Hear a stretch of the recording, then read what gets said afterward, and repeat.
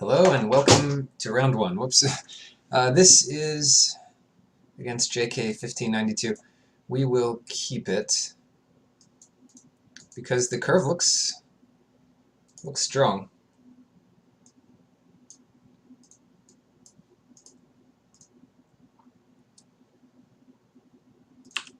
Okay, sometimes, whoops, if you don't press the right button, it's not going to work. Okay.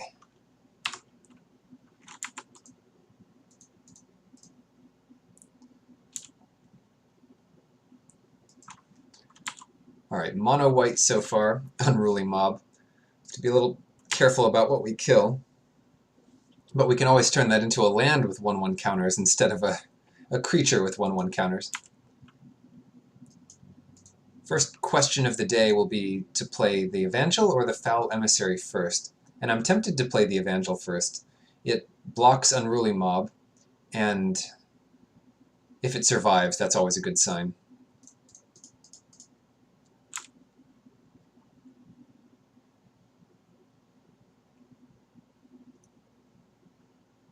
They've got the jump on us, though, with this flyer. On the other hand, they are down to 3 cards. Ooh, and they're losing 3 life, exiling this guy. Not too sad about that trade. I'd almost rather them exile that than the Foul Emissary, because he gets cashed in for a bigger guy. Yeah, it doesn't matter what mana I spend here. We don't have a 1-drop creature. Wow, 4 creatures. Which one do we want? Probably the Watcher in the web. We already have an Emerge creature in the Drownyard Behemoth. And this really shuts down an aggressive, white strategy. Mainly, it's just our only way to block and kill the Dawn Gryph.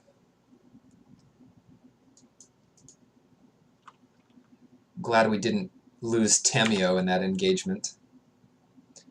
And they're willing to trade this Unruly Mob for the Foul Emissary.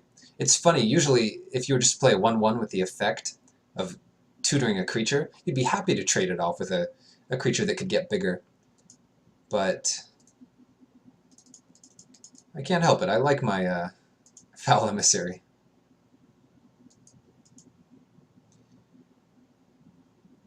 Four, 5, 6, 7, 8. We would have had to spend all our mana this turn to play out the Behemoth.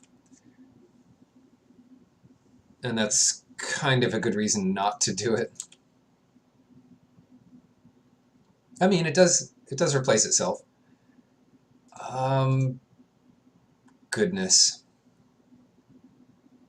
They must have something here. I'm not going to go nuts. I'm just going to block the Dawn Gryph. It's possible they have +3/+1 lifelink. Or tenacity. Right, but we don't lose the spider that way.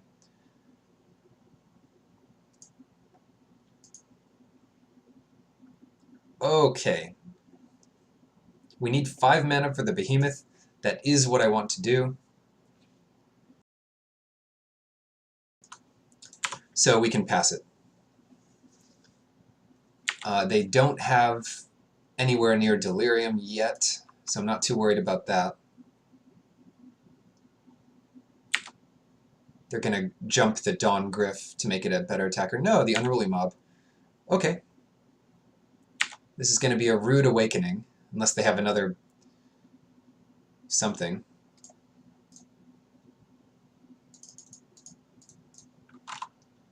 Doesn't matter what mana we leave up, we're not bluffing anything.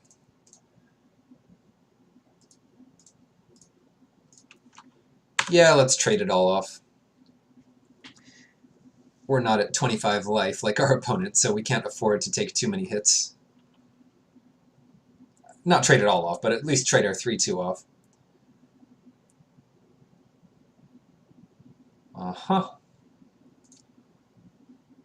Yeah, this... I'm guessing this is just over. We could even attack with both, but that's a little greedy. Okay, it's very greedy. Unless we imprisoned a 2/2 in the moon, but that's also kind of not worth it. When you're ahead like this, you just have to save your unconditional removal. Unless you're going to win that turn and they're tapped out, you just save this stuff for when they play the surprise Avacyn or Emrakul or whatever it might be. Of course, it's funny, Imprisoned in the Moon doesn't work very well against Emrakul because they steal your turn and they play it on something else. As far as our plans, we didn't see amazing artifacts and enchantments. Those are good colors for it, though. They play equipments and some stuff. Clipwings, on the other hand, might be pretty good in this situation. What would we take it over? Possibly Imprisoned in the Moon, since this gives them a bit of ramp. No, I'll do this. The other thing is, if they are playing spirits, Clipwings gets a lot worse, since it will usually take out a creature, but it will usually take out a 1/1 token. And they're down to 6 again, so this doesn't look like so much of a fair matchup as far as luck is concerned.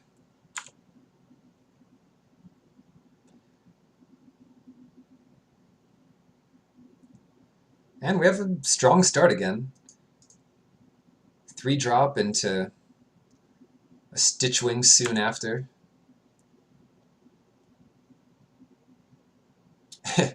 Tamiyo, yep. So at least we'll get to play Tamiyo once this match, or this tournament. So I line my hand up, usually, from right to left. Alright, we take a hit. The dream is to play Tamiyo, -2 twice in a row, and get it back with whatever that card is. The green mythic. We have a green mythic, a blue mythic, and a Bant mythic. And we're not playing the blue mythic, because it's not very good. The better card here is the Drifter, and our hand is just insane, so I don't mind trading it off.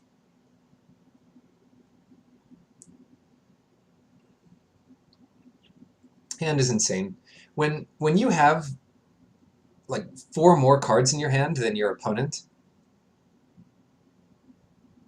you can really afford to do some nonsense things. Now I'm just going to play out the Silent Observer. Having a Planeswalker in play is much better when, to attack into your Planeswalker, they have to sacrifice something. Sort of the obvious things. Right, I mean, they wouldn't have wanted to attack that turn to begin with. Alright, let's get her out.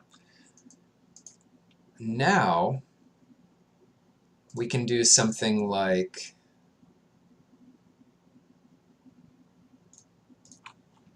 plus on these guys and not attack. So they have to really go through a lot of hoops here to kill Tamiyo. Tenacity would help, but it would have to be Tenacity and a removal spell. Right, so now they're attacking it in. And we don't lose Tamiyo if we block like this. I'm expecting Tenacity here, for what it's worth. Borrowed Grace. Well, that also does it. I still get to draw 2 cards. But we don't lose the Observer. And it would have been better to block a Spirit just to trade with a Spirit. We still draw the same amount of cards and lose Tamiyo.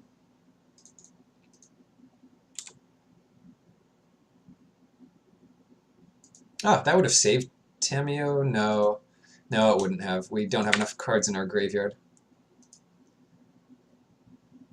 Tell you what. We don't need to leave white up there. That wasn't necessarily correct. The shoot, 3, 4, 6, 7. 9. What do we want? Bloodbriar? We probably just want this behemoth.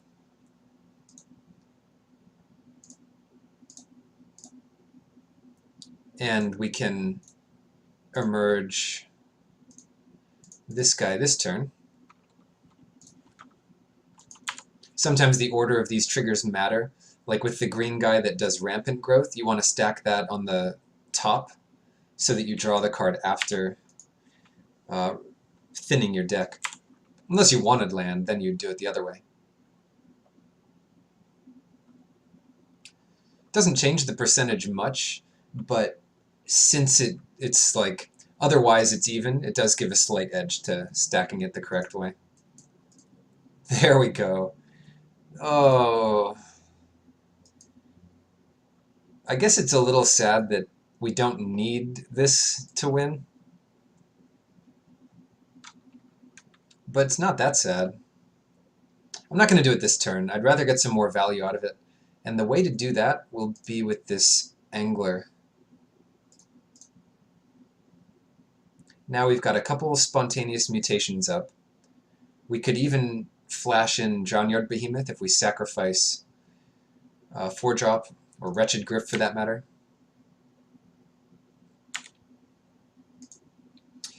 Which makes attacking with Wretched Griff a little better.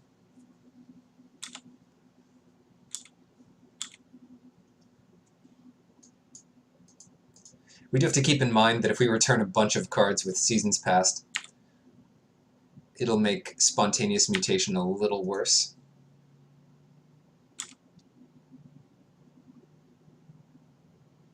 Okay, yeah, not going to do anything this turn. But I will mill a couple cards.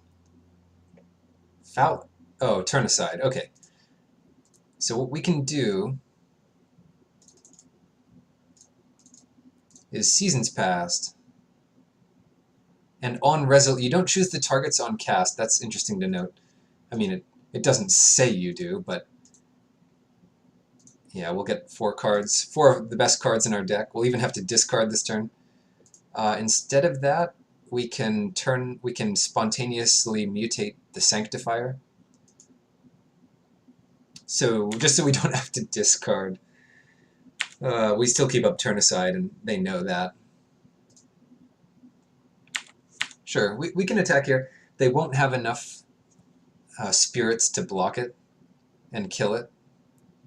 They can get 1 more with Moorland Drifter. Borrowed Malevolence. Yeah, turn aside. That would let them trade, and that's the last card in their hand.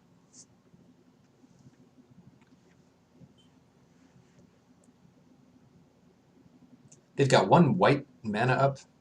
I guess they thought this was 4. Anyway, that was pretty cool. See you in the next match.